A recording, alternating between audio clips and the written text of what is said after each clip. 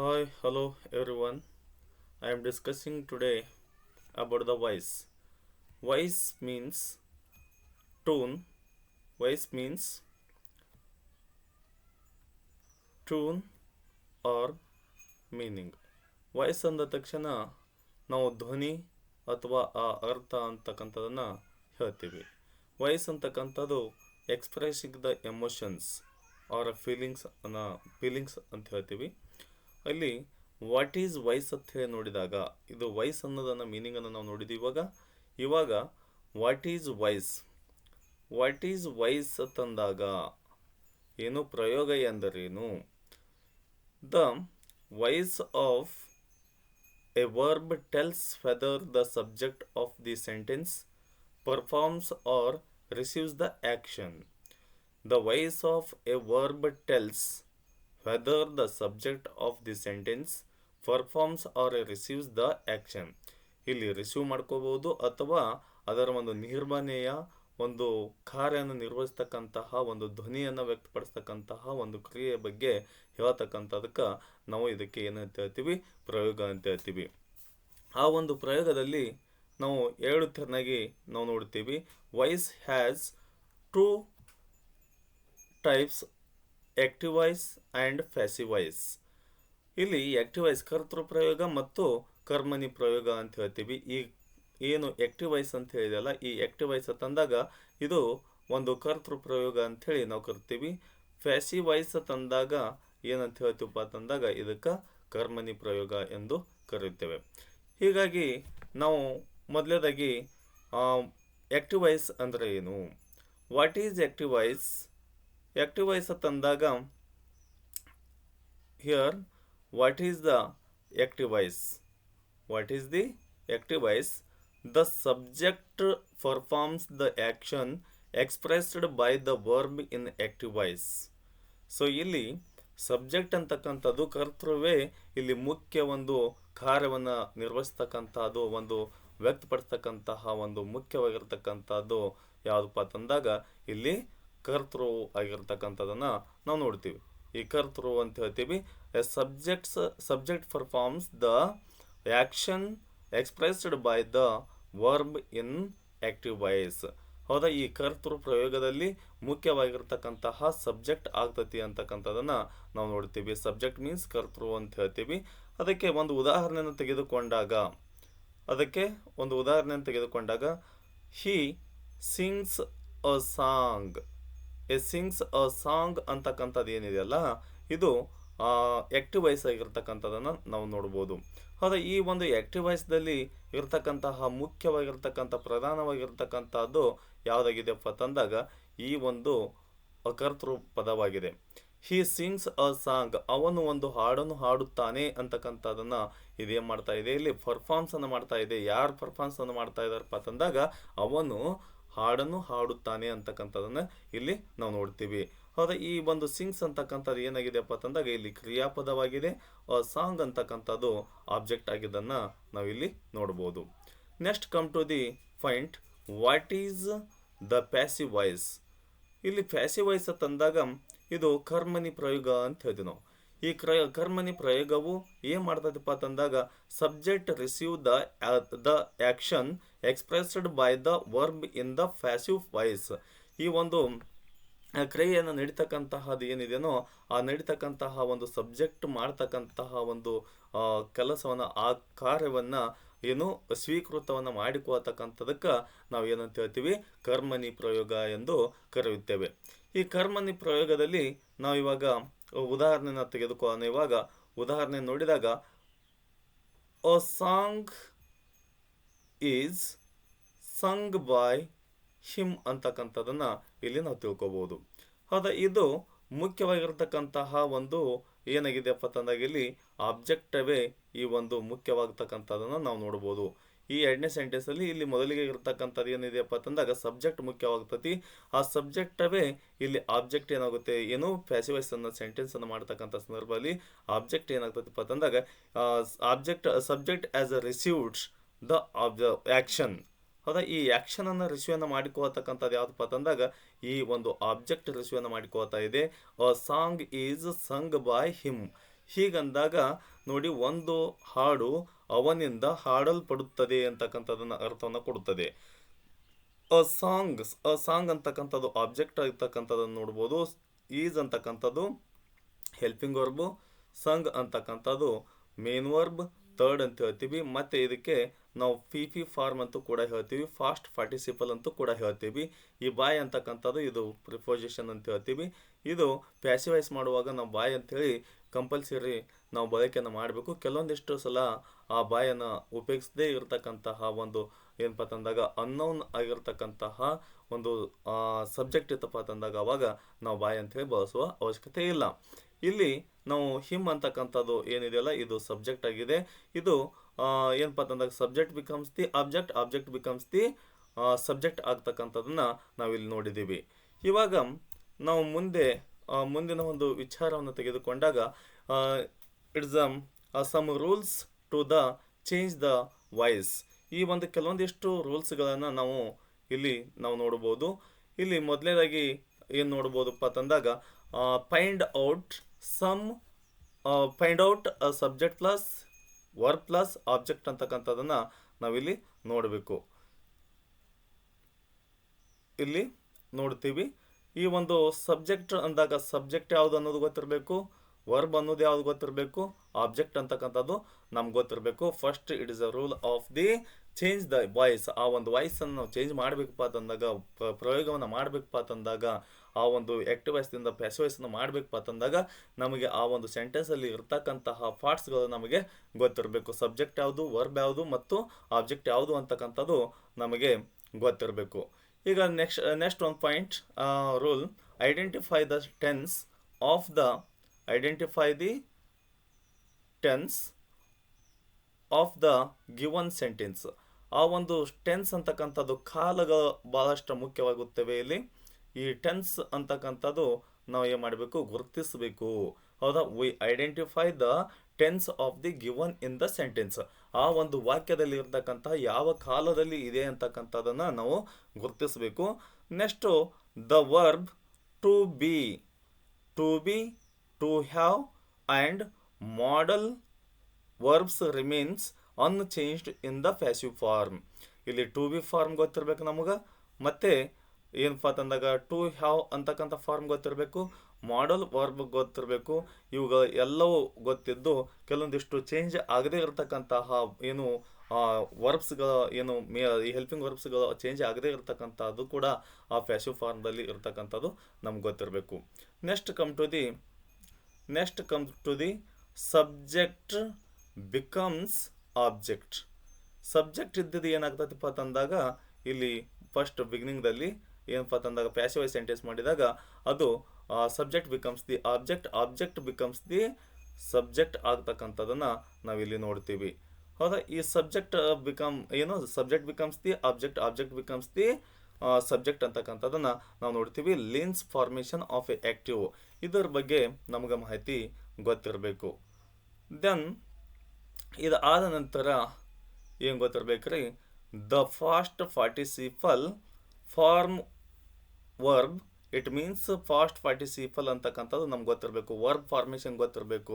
Verb formation ಅಂದಾಗ ನೋಡಿ, ಈಗ ರೈಟ್ ಅಂತ ಹೇಳಿದೆ, ರೈಟ್ ಇದು ಫಿ1 ಅಂತ ಹೇಳ್ತೀವಿ. ರೋಟ್ ಅಂತ ಹೇಳ್ತೀವಲ್ಲ, ಇದು ಫಿ2 ಅಂತ ಹೇಳ್ತೀವಿ. ಫಿ2 means present past. Next P form ಅಂತ ಹೇಳ್ತೀವಲ್ಲ, ಫಾಸ್ಟ್ ಪಾರ್ಟಿಸಿಪಲ್ ಅಂತ ಹೇಳ್ತೀವಿ. ಇಲ್ಲಿ ರಿಟರ್ನ್ ಅಂತಕ್ಕಂಥದ್ದು ಇಂತಹ ಒಂದು ವರ್ಬ್ ಚಾರ್ಟ್ಗಳು ನಿಮಗೆ ಗೊತ್ತಿರಬೇಕು. ಯಾವಾಗಿದ್ದರೂ it is the being the third verb form of the in the sentence. ಏನಪ್ಪ ಅಂತಂದಾಗ ಇಲ್ಲಿ ಏನಿರಬೇಕು, ಮೂರನೆಯ ಒಂದು ಕ್ರಿಯಾಪದ ಇರಬೇಕು. ಪಾಸ್ಟ್ ಪಾರ್ಟಿಸಿಪಲ್ ಆಗಿರ್ತಕ್ಕಂತಹ ಕ್ರಿಯಾಪದ ಇರಬೇಕು. ಅದರ ಜೊತೆಗೆ ಸಹಾಯಕ ಕ್ರಿಯಾಪದಗಳು ಬಹಳಷ್ಟು ಮುಖ್ಯವಾಗ್ತಕ್ಕಂಥದ್ದನ್ನು ನಾವು ನೋಡ್ಬೋದು. ಮುಂದಿನ ಅವಧಿಯಲ್ಲಿ ಮುಂದೆ ನಾವು ಕಲಿತಾ ಹೋಗೋಣ. Is used immediately the after helping verbs. ಅಂದ್ರೆ ಇದರ ಮುಂದೆ ಏನಿರಬೇಕ್ರಿ, ಸಹಾಯಕ ಕ್ರಿಯಾಪದ ಇರಬೇಕು. ಸಹಾಯಕ ಕ್ರಿಯಾಪದದ ಜೊತೆಗೆ ಇಲ್ಲಿ ಥರ್ಡ್ ಫಾರ್ಮನ್ನು ನಾವು ಉಪಯೋಗಿಸಬೇಕು ಅಂತಕ್ಕಂಥದ್ದು ಇದು ರೂಲ್ ಗೊತ್ತಿರಬೇಕು. The agent is not very often mentioned. ಅಲ್ಲಿ ಕೆಲವೊಂದಿಷ್ಟು ಸಲ ಏನಪ್ಪ ಅಂತಂದಾಗ ಎಜೆಂಟ್ ಇದೆಯೋ ಇಲ್ವೋ ಅಂತಕ್ಕಂಥದ್ದು ನಮಗೆ ಗೊತ್ತಿರಬೇಕು. ದೆನ್ ಬೈ ಅಂತಕ್ಕಂಥದ್ದು ಈ preposition is used as a passive form. ಈ ಒಂದು ಪ್ರಿಪೋಸಿಷನ್ ಬೈ ಅಂತಕ್ಕಂಥದ್ದನ್ನು ನಾವು ಎಲ್ಲಿ ಉಪಯೋಗಿಸ್ತೀವಪ್ಪ ಅಂತಂದಾಗ ಪ್ಯಾಸಿವ್ ಫಾರ್ಮನ್ನು ಮಾಡ್ತಕ್ಕಂಥ ಸಂದರ್ಭದಲ್ಲಿ ನಾವು ಇವುಗಳನ್ನು ಉಪಯೋಗಿಸ್ತೀವಿ. Then a sentence with a double objects. ಹೌದಾ, ಈ ಸೆಂಟೆನ್ಸ್ ಅಂತಕ್ಕಂಥದ್ದು ಒಂದು ವಾಕ್ಯದಲ್ಲಿ ಎರಡು ಆಬ್ಜೆಕ್ಟ್ಗಳು ಇರ್ತಾವೆ, ಒಂದು ಡೈರೆಕ್ಟ್ ಆಬ್ಜೆಕ್ಟು ಮತ್ತು ಇಂಡೈರೆಕ್ಟ್ ಆಬ್ಜೆಕ್ಟು. ಅಂದರೆ ಎರಡು ಆಬ್ಜೆಕ್ಟ್ ಇರ್ತಾವೆ, ಆ ಆಬ್ಜೆಕ್ಟನ್ನು ಗಮನಿಸಬೇಕು.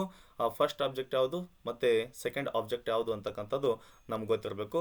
ಫಾರ್ ಎಕ್ಸಾಂಪಲ್ ನೋಡಿ, ಇಲ್ಲಿ ಏನಿದೆ, he tells a story to his children ಅಂತಕ್ಕಂಥದ್ದಿದೆ. ಇಲ್ಲಿ ಎಷ್ಟು ಇದಾವಪ್ಪ ಅಂತಂದಾಗ there are a two objects in the sentence. ಇದನ್ನು ಯಾವ ರೀತಿ ಮಾಡಬೇಕು, how to make into the passive voice sentence. ಇಲ್ಲಿ ಎರಡು ಥರನಾಗಿ ನಾವು ಈ ಒಂದು ವಾಕ್ಯವನ್ನು ನಾವು ಏನು ಮಾಡ್ಬೋದು ಪ್ಯಾಸಿವ್ ವಾಯ್ಸನ್ನು ಮಾಡ್ಬೋದು. ಇವಾಗ ಇದು he tells a story to his a children ಅಂತ ಹೇಳಿದೆಯಲ್ಲ, ಇದು ಆ್ಯಕ್ಟಿವ್ ವಾಯ್ಸ್ ಆಗಿರ್ತಕ್ಕಂತಹ ಇದು ವಾಕ್ಯ ಇದೆ ಅನ್ನೋದು ನಿಮಗೆ ಗೊತ್ತಿರಬೇಕು. ಇದು ಆ್ಯಕ್ಟಿವ್ ವಾಯ್ಸ್ ಇದೆ ಅನ್ನೋದು ಗೊತ್ತಿರಬೇಕು. ನೆಕ್ಸ್ಟು ಈಗ ನಾವು ಪ್ಯಾಸಿವ್ ವಾಯ್ಸ್ ಸೆಂಟೆನ್ಸನ್ನು ಮಾಡಬೇಕಪ್ಪ ಅಂತಂದಾಗ ಮೊದಲಿಗೆ ನಮಗೇನು ಬೇಕು, ಆಬ್ಜೆಕ್ಟನ್ನು ತೊಗೋಬೋದು. ಯಾವ ಆಬ್ಜೆಕ್ಟು, ಏನು ಡೈರೆಕ್ಟ್ ಆಬ್ಜೆಕ್ಟನ್ನು ನಾವು ತೊಗೋಬೇಕು. ಹೀಸ್ ಅ ಚಿಲ್ಡ್ರನ್ ಅಂತಕ್ಕಂಥದ್ದು ಇದು ಆಬ್ಜೆಕ್ಟು, ಅ ಸ್ಟೋರಿ ಅಂತಕ್ಕಂಥದ್ದು ಕೂಡ ಇದು ಆಬ್ಜೆಕ್ಟೇ ಆಗಿರ್ತಕ್ಕಂಥದ್ದನ್ನು ನಾವು ನೋಡ್ಬೋದು. ಇಲ್ಲಿ ಆಬ್ಜೆಕ್ಟ್ 1, ಆಬ್ಜೆಕ್ಟ್ 2. ಈಗ ಆಬ್ಜೆಕ್ಟ್ ಫಸ್ಟ್ ಇದನ್ನು ನಾವು ತೊಗೊಂಡಿವಿ. ಈಗ his a children are told a story by him ಅಂತಕ್ಕಂಥದ್ದು ಇದೆ. ಏನು, ಅವನ ಮಕ್ಕಳು ಅವನಿಂದ ಕಥೆಯನ್ನು ಹೇಳಲ್ಪಡುತ್ತವೆ ಅಂತಕ್ಕಂಥದ್ದನ್ನು ಹೇಳ್ಬೋದು ಕನ್ನಡದಲ್ಲಿ. ಅವನ ಮಕ್ಕಳು ಅವನಿಂದ ಕಥೆಯನ್ನು ಹೇಳಲ್ಪಡುತ್ತವೆ ಅಂತಕ್ಕಂಥದ್ದನ್ನು ಅರ್ಥವನ್ನು ಕೊಡುತ್ತೆ. ಇಲ್ಲಿ ಎರಡು ಆಬ್ಜೆಕ್ಟು, ಇಲ್ಲಿ ಒಂದು ಆಬ್ಜೆಕ್ಟ್ ಇಲ್ಲಿ ಹೋಯಿತು. ಇದೇ ಒಂದು ಆಬ್ಜೆಕ್ಟನ್ನು ತೆಗೆದುಕೊಂಡು ಆ ಸ್ಟೋರಿ ಅಂತಕ್ಕಂಥದ್ದನ್ನು ತೆಗೆದುಕೊಂಡು ನಾವು ಮತ್ತೆ ಇದನ್ನು ಕೂಡ ಪ್ಯಾಸಿವ್ ವಾಯ್ಸ್ ಸೆಂಟೆನ್ಸನ್ನು ಮಾಡ್ಬೋದು. A story is told by him to his children ಅಂತಕ್ಕಂಥದ್ದನ್ನು ನಾವು ಹೇಳ್ಬೋದು. ಇವೆರಡೂ ಕೂಡ ಏನಾಗಿದಾವು, ಪ್ಯಾಸಿವ್ ವಾಯ್ಸ್ ಸೆಂಟೆನ್ಸೇ ಅದಾವು ಅನ್ನೋದನ್ನು ನಾವು ತಿಳ್ಕೊಬೇಕು. ಎರಡು ತೆರನಾಗಿ ಈ ಒಂದು ಪ್ಯಾಸಿವ್ ವಾಯ್ಸ್ ಸೆಂಟೆನ್ಸನ್ನು ಮಾಡ್ಬೋದು. ಯಾಕಪ್ಪ ಅಂತಂದಾಗ there are a two objects in the sentence. ಅಲ್ಲಿ ಡಬಲ್ ಆಬ್ಜೆಕ್ಟ್ಸ್ ಅದ ಅನ್ನೋಗೋಸ್ಕರವಾಗಿ ಎರಡು ತೆರನಾಗಿ ನಾವು ಇದನ್ನ ಮಾಡ್ಬೋದು. A story is told by him to his a children. ಒಂದು ಕತೆ ಅವನಿಂದ ಅವನ ಮಕ್ಕಳಿಗೆ ಹೇಳಲ್ಪಡುತ್ತದೆ ಅಂತಕ್ಕಂಥದ್ದನ್ನು ಅರ್ಥವನ್ನು ಕೊಡ್ತತಿ. Then voice changes occur only in a transitive verb. ಹೌದಾ, ಟ್ರಾನ್ಸಿಟಿವ್ ವರ್ಬ್ಸ್ಗಳು ಇದ್ದಾಗ ಮಾತ್ರ ಏನಾಗ್ತಪ್ಪ ಅಂತಂದಾಗ ಅದನ್ನು ನಾವು ಇದನ್ನು ಚೇಂಜಸ್ಸನ್ನು ಮಾಡೋದಕ್ಕೆ ಬರ್ತೈತಿ. ಟ್ರಾನ್ಸಿಟಿವ್ ವರ್ಬ್ ಇದ್ದಪ್ಪ ಅಂತಂದಾಗ ನಮಗೆ ಚೇಂಜ್ ಮಾಡೋದಕ್ಕೆ ಬರೋದಿಲ್ಲ. ಅದಕ್ಕೆ ಉದಾಹರಣೆ ತೆಗೆದುಕೊಂಡಾಗ ನೋಡಿ, he has A new cycle. ಇಲ್ಲಿ ಹ್ಯಾಸ್ ಅಂತಕ್ಕಂಥದ್ದು ಏನಾಗಿದೆಯಪ್ಪ ಅಂತಂದಾಗ ಇಲ್ಲಿ ಟ್ರಾನ್ಸಿಟಿವ್ ಟ್ರಾನ್ಸಿಟಿವ್ ವರ್ಬ್ ಇದ್ದದನ್ನು ನಾವು ನೋಡ್ಬೋದು. ಅದಕ್ಕಾಗಿ ಇಲ್ಲಿ ನಾವು ಏನು ಮಾಡಬಾರ್ದು, ಈ ಇಂಥ ಸೆಂಟೆನ್ಸ್ಗಳನ್ನು ನಮಗೆ ಏನು ಮಾಡೋಕ್ಕಾಗಲ್ಲ, ಪ್ಯಾಸಿವ್ ವಾಯ್ಸ್ ಸೆಂಟೆನ್ಸನ್ನು ಮಾಡೋಕ್ಕಾಗೋದಿಲ್ಲ. ನೋಡಿ, a new cycle is had by him ಅಂತಕ್ಕಂಥದ್ದು ಇದೆಯಲ್ಲ, ಹೀಗಾಗಿ we can not say not change into the passive voice sentence ಅಂತಕ್ಕಂಥದ್ದು ನಮಗೆ ಗೊತ್ತಿರಬೇಕು ಅಂತಕ್ಕಂಥದ್ದನ್ನು ತಿಳ್ಕೊಬೇಕು. ನೆಕ್ಸ್ಟು ಅವು ಕೆಲವೊಂದಿಷ್ಟು ಇಲ್ಲಿ ಉದಾಹರಣೆಗಳನ್ನು ನಾವು ನೋಡ್ಬೋದು. ನೋಡಿ, here is brief list of such A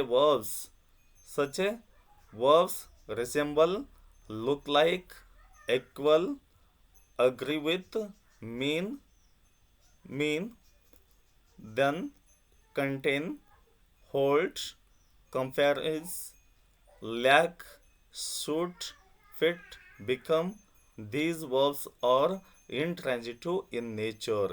ಇವೆಲ್ಲ ಏನಾಗಿದಾವಪ್ಪ ಅಂತಂದಾಗ ಇಂಟ್ರಾನ್ಸಿಟಿವ್ ಆಗಿರ್ತಕ್ಕಂತಹ ಇವು ವರ್ಬ್ಗಳಾಗಿದಾವು. ಹಾಗಾಗಿ ಇಲ್ಲಿ ಇವುಗಳನ್ನು ಇಂಥವುಗಳು ಬಂದಾಗ ನಮಗೆ ಏನು ಮಾಡೋಕ್ಕಾಗೋದಿಲ್ಲ, ಈ ಒಂದು ಟ್ರಾನ್ಸಿಟಿವ್ ಆಗಿ ಬಂದಿರತಕ್ಕಂಥವುಗಳನ್ನು ಇಂಟ್ರಾನ್ಸಿಟಿವ್ ಆಗಿ ಇದ್ದಾಗ ನಮಗೆ ಪ್ಯಾಸಿವ್ ವಾಯ್ಸನ್ನು ಮಾಡೋದಕ್ಕೆ ಸಾಧ್ಯ ಆಗೋದಿಲ್ಲ. Next come to the the perfect continuous form of all the three tenses and future continuous cannot be cannot be changed into passive voices. ಹೌದಾ, ಇಲ್ಲಿ ನಮಗೊಂದು ಇದು ಗೊತ್ತಿರಬೇಕು, ಯಾವಾಗಪ್ಪ ಅಂತಂದಾಗ all 3 tenses and future continuous cannot be changed into passive voice. ಹೌದಾ, ಈ passive voice ಸೆಂಟೆನ್ಸನ್ನು ಯಾವಾಗ ಬರೋದಲ್ಲಪ್ಪ ಅಂತಂದಾಗ ಪ್ರೆಸೆಂಟ್ ಟೆನ್ಸಲ್ಲಿ ನೋಡಿ, ಹಿ ಹ್ಯಾಸ್ ಏನಿದೆ ಇಲ್ಲಿ, he has been watching TV. ಹೌದಾ, ಇದನ್ನ ನಾವು ಪ್ಯಾಸಿವ್ ವಾಯ್ಸನ್ನು ಸೆಂಟೆನ್ಸನ್ನು ಮಾಡಬೇಕಪ್ಪ ಅಂತಂದಾಗ ಇದು ಯಾವ ಟೆನ್ಸ್ ಇದೆ ಮತ್ತು ಯಾವ ಸೆಂಟೆನ್ಸ್ ಇದೆ ಅಂತಕ್ಕಂಥದ್ದು ನಮಗೆ ಗೊತ್ತಿರಬೇಕು.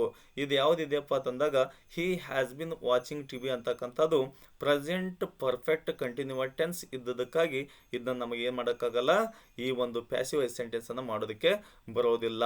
ಇಲ್ಲಿ ನೋ ಚೇಂಜ್ ಅಂತ ಹೇಳಿನಲ್ಲ, ನೋ ಚೇಂಜ್ ಮೀನ್ಸ್ ಇಲ್ಲಿ ನಮಗೆ ಇದನ್ನ ಪ್ಯಾಸಿವ್ ವಾಯ್ಸ್ ಸೆಂಟೆನ್ಸನ್ನು ಮಾಡೋದಕ್ಕೆ ಆಗೋದಿಲ್ಲ ಅನ್ನೋದು ನಾವು ತಿಳ್ಕೋಬೇಕು, ಮಾಡೋದಕ್ಕೆ ಆಗೋದಿಲ್ಲ. ದೆನ್ ಅದೇ ರೀತಿ ಫಾಸ್ಟ್ ಟೆನ್ಸ್ದಲ್ಲಿ, ಫಾಸ್ಟ್ ಪರ್ಫೆಕ್ಟ್ ಕಂಟಿನ್ಯೂಸ್ ಟೆನ್ಸ್ದಲ್ಲಿ ಕೂಡ ಏನಾಗೋದಿಲ್ಲ, ಅದನ್ನು ಚೇಂಜ್ ಮಾಡೋದಕ್ಕೆ ಆಗೋದಿಲ್ಲ. ಈಗ ಇದು ಆ್ಯಕ್ಟಿವ್ ವಾಯ್ಸ್ದಲ್ಲೇ ಇದೆ, ಹಾಗಾಗಿ ಆ್ಯಕ್ಟಿವ್ ವಾಯ್ಸ್ದಲ್ಲಿ ಇದ್ದರೂ ಕೂಡ ಇದನ್ನ ನಮಗೇನು ಮಾಡೋದಕ್ಕಾಗೋದಿಲ್ಲ, ಪ್ಯಾಸಿವ್ ವಾಯ್ಸ್ ಸೆಂಟೆನ್ಸನ್ನು ಮಾಡೋದಕ್ಕೆ ಸಾಧ್ಯ ಇಲ್ಲ.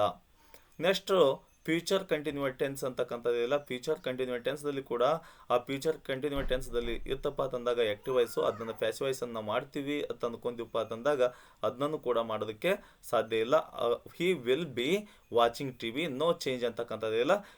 ಇಂಥವುಗಳ ಸೆಂಟೆನ್ಸ್ಗಳನ್ನು ಮಾಡೋದಕ್ಕೆ ಆಗೋದಿಲ್ಲ. He will have been watching TV ಯಾಕೆ ಆಗೋದಿಲ್ಲಪ್ಪ ಅಂತಂದಾಗ ಇಲ್ಲಿ already it is a double helping verbs used, ಈಗಾಗಲೇ ಇಲ್ಲಿ ನಾವು ಉಪಯೋಗಿಸ್ತೀವಿ. ಹೌದಾ, ಇದು ಏನಾಗಿದೆಯಪ್ಪ ಅಂತಂದಾಗ ಫ್ಯೂಚರ್ ಪರ್ಫೆಕ್ಟ್ ಟೆನ್ಸು ಮತ್ತು ಫ್ಯೂಚರ್ ಪರ್ಫೆಕ್ಟ್ ಟೆನ್ಸ್ಗಳನ್ನು ನಾವು ನೋಡಿದಾಗ ಏನಾಗೋದಿಲ್ಲಪ್ಪ ಅಂತಂದಾಗ ಇದು ಚೇಂಜ್ ಮಾಡೋದಕ್ಕೆ ಆಗೋದಕ್ಕೆ ಸಾಧ್ಯ ಇಲ್ಲ. ದೆನ್ ಇದಾದ ನಂತರ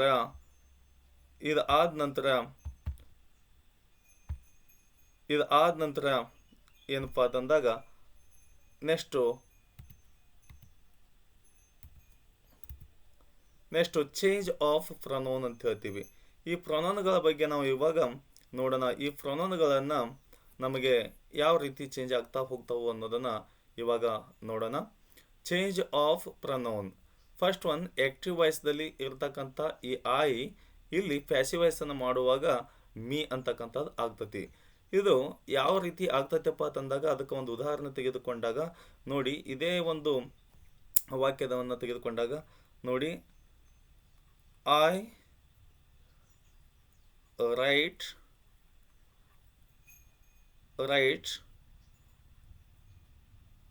ಪೋಯಮ್ ಅಂತಕ್ಕಂಥದ್ದನ್ನು ನಾವು ಈ ವಾಕ್ಯವನ್ನು ತೆಗೆಯೋಣ. ಈಗ ನೋಡಿ, ಐ ಅಂತಕ್ಕಂಥದ್ದು ಏನಿದೆ ಇದು ಆ್ಯಕ್ಟಿವ್ ವಾಯ್ಸ್ ಸೆಂಟೆನ್ಸ್ ಇದೆ. ಯಾವುದು? ಐ ರೈಟ್ ಎ ಪೋಯಮ್ ಅಂತಕ್ಕಂಥದ್ದು. I is the subject, right is the main verb, poem is the object. So here when we change into the passive form, here a poem is written by me. ಈ ಥರನಾಗಿ change ಆಗ್ತಕ್ಕಂಥದ್ದನ್ನು ನಾವು ನೋಡ್ಬೋದು. Poem ಅಂತಕ್ಕಂಥದ್ದು object ಇದೆ, is ಅಂತಕ್ಕಂಥದ್ದು helping verb ಇದೆ, return ಅಂತಕ್ಕಂಥದ್ದು main verb third ಇದೆ, ಬಾಯ್ ಅಂತಕ್ಕಂಥದ್ದು ಬಾಯ್ ಆಗಿದೆ, ದೆನ್ ಮೀ ಅಂತಕ್ಕಂಥದ್ದು ಏನಾಗಿದೆಪ್ಪ ಅಂತಂದಾಗ ಸಬ್ಜೆಕ್ಟ್ ಆಗಿದ್ದನ್ನು ನಾವು ನೋಡ್ಬೋದು. ಇಲ್ಲಿ ಆ ರೀತಿ ಏನಾಗ್ತದಪ್ಪ ಅಂತಂದಾಗ ಚೇಂಜ್ ಆಫ್ ದ ಪ್ರೊನೌನ್ಸ್ಗಳು ಕೂಡ ಇಲ್ಲಿ ಏನಾಗ್ತಾ ಹೋಗ್ತಾವು, ಚೇಂಜ್ ಆಗ್ತಾ ಹೋಗ್ತಾವು. ಹೌದಾ, ವಿ ಇದ್ದಿದ್ದು ಏನಾಗ್ತೈತಪ್ಪ ಅಂತಂದಾಗ ಇಲ್ಲಿ ಏನು ಅಸ್ ಆಗ್ತತಿ. ಏನಾಗ್ತೈತಿ ರೀ, ವಿ ಇದ್ದಾಗ ಅಸ್ ಆಕತಿ, ಯು ಇದ್ದಾಗ ಯು ಆಗ್ತತಿ ಅಂತಕ್ಕಂಥದ್ದನ್ನು ನಾವು ತಿಳ್ಕೊಬೇಕು. ನೆಕ್ಸ್ಟು ಹಿ ಇದ್ದಿದ್ದು ಏನಾಗ್ತತಿ ರೀ, ಹಿಮ್ ಆಗ್ತತಿ. ದೆನ್ ಆ್ಯಕ್ಟಿವ್ ವಾಯ್ಸ್ದಲ್ಲಿ ಸಿ ಇದ್ದಾಗ ಇದು ಏನಾಗ್ತತಿ ರೀ, ಹರ್ ಆಗ್ತತಿ. ದೆನ್ ಇಟ್ ಇದ್ದಿದ್ದು ಇಟ್ಟೆ ಆಗ್ತತಿ. ದೆನ್ ದೇ ಇದ್ದಿದ್ದು ದೆಮ್ ಆಗ್ತತಿ. ಹೂ ಇದ್ದಿದ್ದು ಹೂಮ್ ಆಗ್ತತಿ. ಎಸ್, ಸೊ ಇದು ನಮಗೆ ಐಡಿಯಾ ಇರಬೇಕು. ಈ ಪ್ಯಾಸಿವ್ ವಾಯ್ಸ್ ಮತ್ತು ಆ್ಯಕ್ಟಿವ್ ವಾಯ್ಸನ್ನು ಮಾಡ್ತಕ್ಕಂಥದ್ದು ನಮಗೆ ಇದ್ರ ಬಗ್ಗೆ ಐಡಿಯಾ ಇತ್ತಪ್ಪ ಅಂತಂದಾಗ ನಾವು ಈಸಿಯಾಗಿ ಇದನ್ನ ಮಾಡ್ಬೋದು. Next I will discussion